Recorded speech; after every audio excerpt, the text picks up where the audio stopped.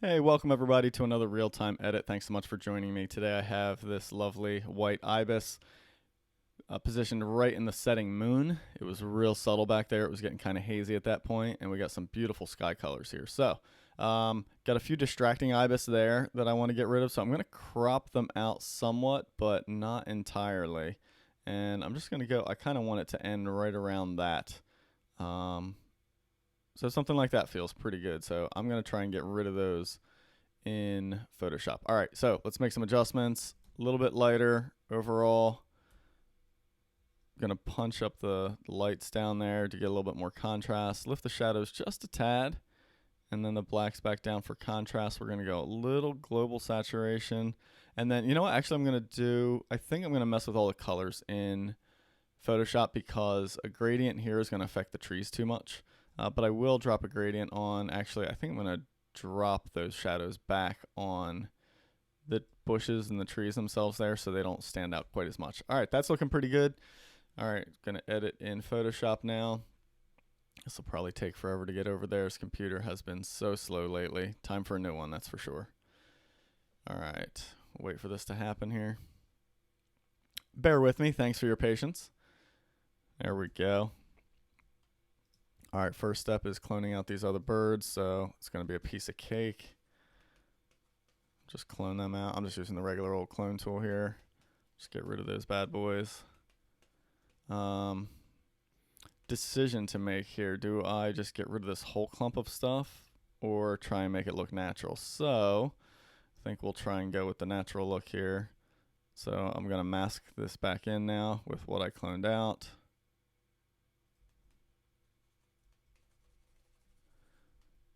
Let's go a little bit softer down there so I can kind of fade that in. I think that should look legit to most people. We'll fade this guy out. Now we got to get really detailed around this branch. And for me, it does not have to be perfect, you know. I mean, we'll probably notice where I didn't do things perfectly here simply because we're watching it happen. But if we were to show most people this image when it was done and they had no clue and we didn't tell them like, hey, look for where I did cloning, I'll bet they probably would never notice, which is usually my intention.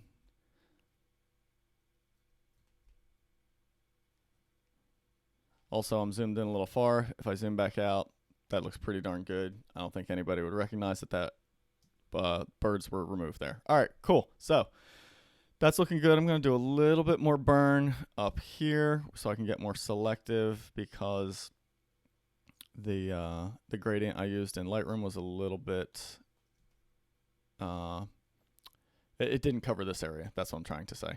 All right, I do want this bird to stand out more, so I'm going to lighten the bird. Plus, it's looking like a young bird, so the head isn't quite as white as the rest of the body. So I'm going to try and help that out a little bit here.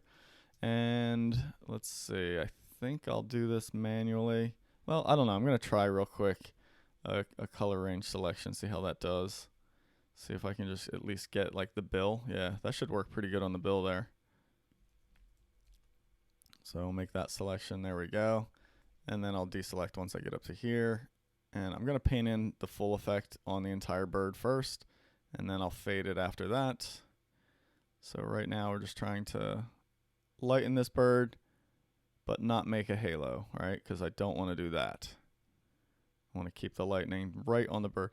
So this is something I see a lot when people are doing selective dodging and burning is you know, especially some students of mine, is it's real easy to just grab a soft brush to begin with and just be kind of, you know, it's quicker and easier to just use a soft brush and be like vague with it, you know, just kind of, oh, I'll just lighten most of the bird. But what happens is that soft brush inevitably bleeds out into the background and then it's noticeable, you know? And so I always prefer myself to take, I'm going to soften this edge a little bit of the brush, to take a little bit more time and get real precise on these kinds of things.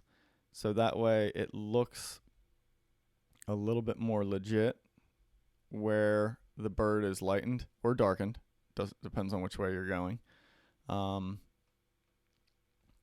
And yeah, I just think taking that time up front to make that mask quite accurate is going to pay off in the end with the look of that photo. So there we go. I got that all outlined. So I'll just fill in the inside now.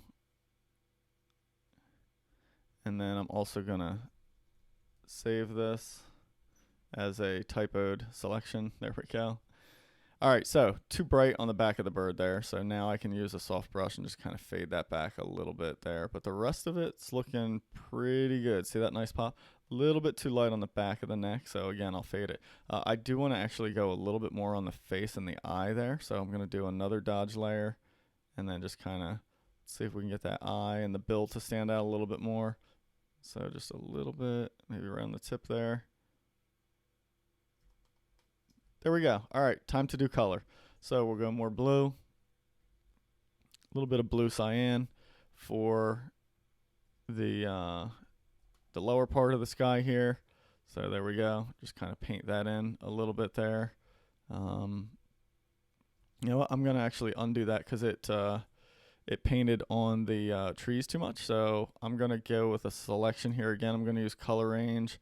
And then I'm going to minus out the bird so I don't paint on the bird. And then I can go in and just kind of softly paint that in here and get a nice gradual transition up to there.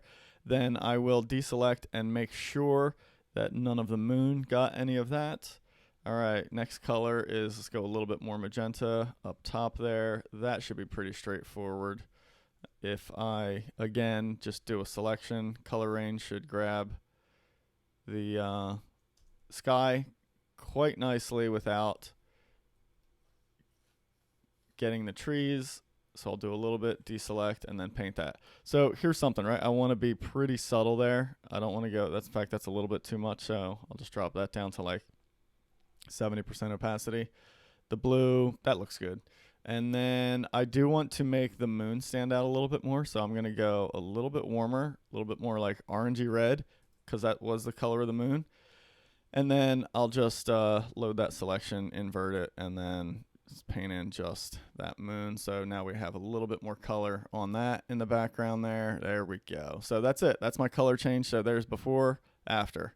So cleans up quite nicely. Let's get that saved, and then we'll go back to Lightroom. I'll show you the total before and after. While that's saving, just a reminder, you can head on over to rayhennessy.com. The easiest thing is to go to my workshops page here, and it'll show you all the different workshops I offer, both the in-person shooting. I got mentorship programs plus the online workshops, which include remote sessions where we can go over and I can teach you exactly what I'm doing in these. I have an online Lightroom course that shows you all the Lightroom stuff I do. And I do plan on putting out a Photoshop course in the very near future. Also, just a quick reminder, don't forget I have a ton of other shows for you to watch too, or listen to and watch. I have the Wildlife Photo Chat podcast, the brand new Wildlife Photo Chat Raw podcast. So those are 2 audio-only podcasts. You can listen to them on the go when you're driving or heading to your location to do some shooting. Some great content there. And then I have the Photographer's Favorites show, which is a great thing to watch, and where I and a friend of mine join me on the show to pick 10 total photos from other photographers and talk about everything we love about them. All right, so we're back in Lightroom now. Here's the total before and after. Big difference there. Huge difference, right? So, oops, that was the one that I edited. So let's do the total before there. Oh wait, that was, let me reset that one. Not sure what happened there. Let me get back to the total before on this one, because that looks like it was edited a little bit. Yeah, there we go. All right, total before and the after right there. Big difference. Nice change. A little bit more color in the background, but nothing went too crazy. Okay, so there we go. Thanks so much for watching, everybody.